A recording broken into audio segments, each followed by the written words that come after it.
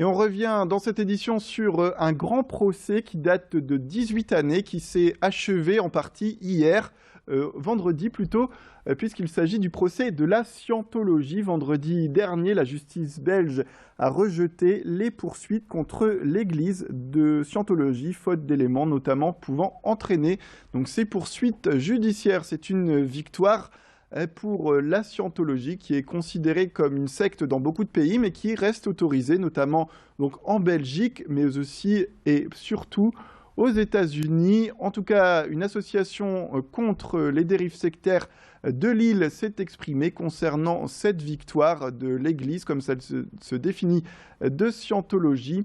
Elle nous parle justement de cette victoire pour l'Église de scientologie. On vient de faire un classement puisque nous faisons notre assemblée générale dans quelques semaines.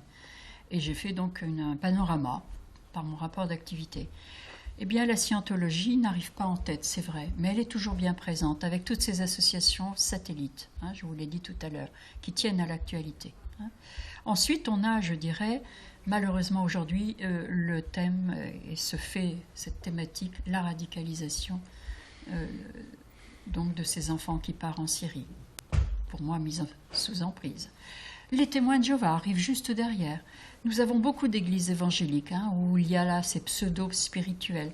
On a également, bien sûr, et malheureusement, et alors là, c'est un gros paquet, également près de 30%, nous avons toutes ces dérives thérapeutiques sur la santé. On vous dit qu'on va vous soigner, et bien souvent pour des maladies très graves, et finalement, on a affaire à des thérapeutes, des charlatans de la santé, qui ne sont absolument pas professionnels de santé. C'est très, très dangereux.